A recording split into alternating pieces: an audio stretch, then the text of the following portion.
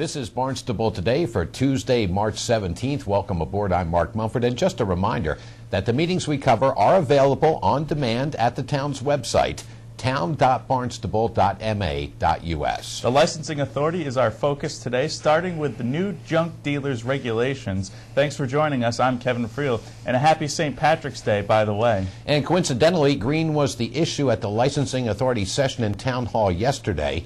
In this case, the green being money. The licensing authority weighed input in regard to their proposed new junk dealer regulations, including a ban on secondhand dealers paying in cash for anything they buy over $50. Detective Sergeant John Murphy explained the perspective from the Barnstable Police Department. It's been busy, I know. Again, Detective Sergeant John Murphy. I've been in the Supervising Detective Division for the last 2 years. In that 2 years, we've seen a dramatic increase in property-related crime, which runs consistent with the use of Oxycontin and Percocet 30 abuse, in which vast numbers of people are becoming addicted to this, and as a result, to fuel that addiction, they're stealing from homes and turning around and selling the stolen property to secondhand dealers.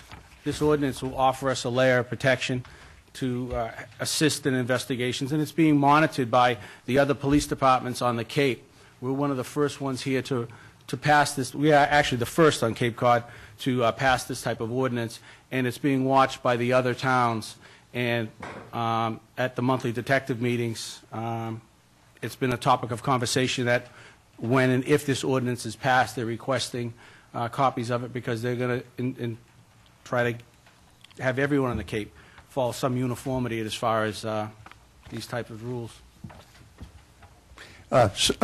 Sergeant, thanks very much for that. I think we all know about the drug issue, but not so much about this other issue that is which you're trying to address, that people find ways to pay for the drug. So I think your comments are very helpful. Thank you. I would liken it to, and I made the comparison at the last meeting. I think from my personal opinion as a police officer, who's been working in this community for 20 years, one of the best things to ever come down the road, and it met with some degree of opposition, was the 1 to 3 closing.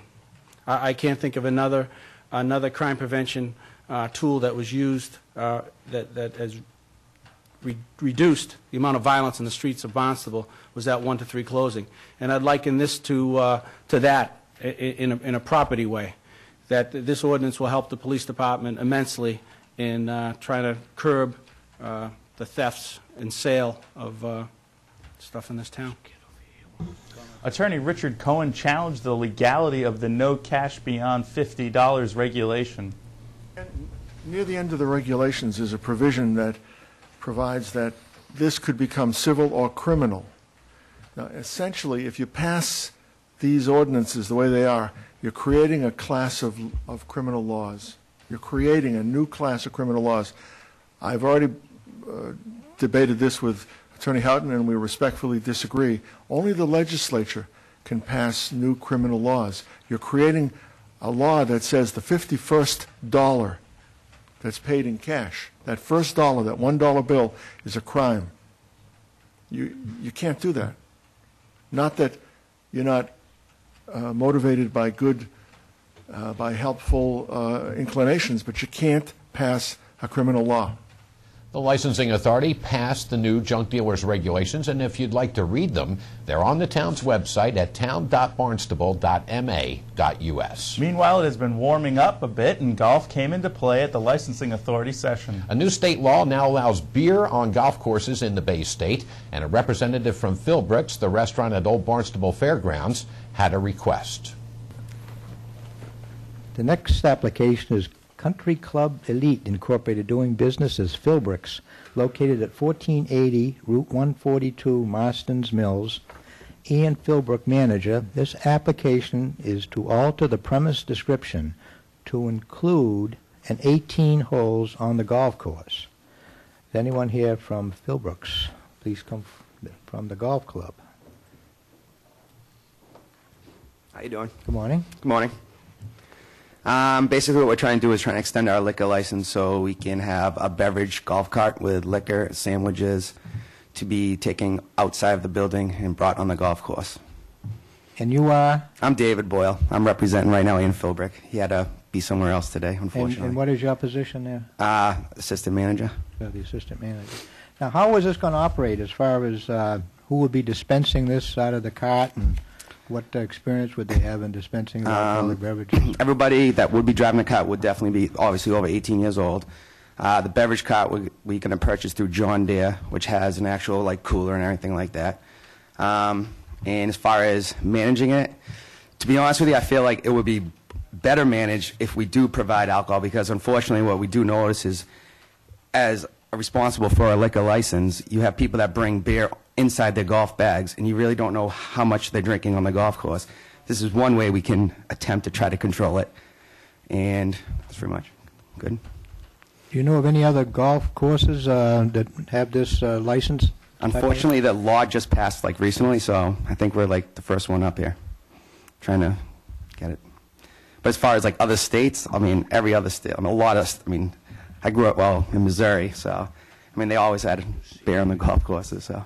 Now, what will they serve in this cart besides beer? Would it be... It's going to be sandwiches, and then we're also going to have a fountain soda machine on it as well. Would it be serving wine or hard liquor? We're just going to serve cans, bottles of beer. Bottles of beer, that's it. That's it.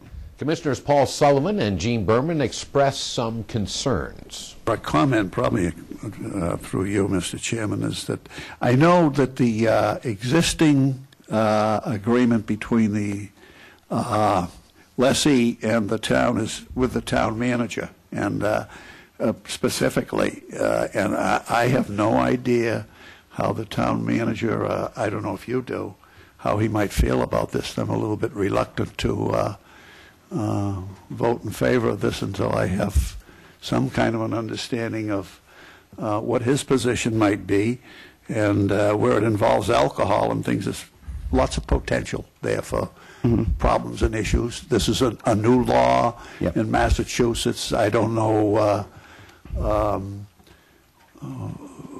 who else has done this at this point, and my feeling might be is that if it's rather new, if we said no, I don't think it's really, just my opinion, would impact the amount of people that might golf there, unless it changes in the community.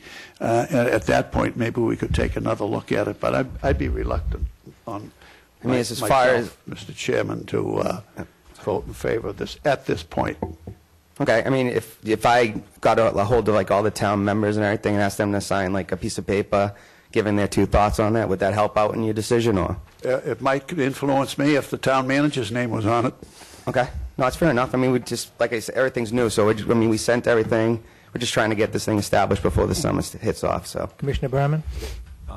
Through you, Mr. Chairman, you have some junior memberships in the golf course, I believe. Yeah, also the town school plays for us, too. I see that as a very, very difficult obstacle in terms of how you can control that. The licensing authority will get back to the Philbricks' request at their meeting scheduled for March 30th. On the meeting front here in town, a packed schedule this evening, starting with the school committee in the town hall hearing room at 6. Also at 6 o'clock, the Airport Commission meets at the airport. Then at 6:30, it's conservation in the Selectmen's conference room. Things wrap up with the Barnstable Historical Commission in the school administration building starting at 7. Thanks for joining us today. I'm Kevin Friel. We'll meet you right back here tomorrow. I'm Mark Mumford.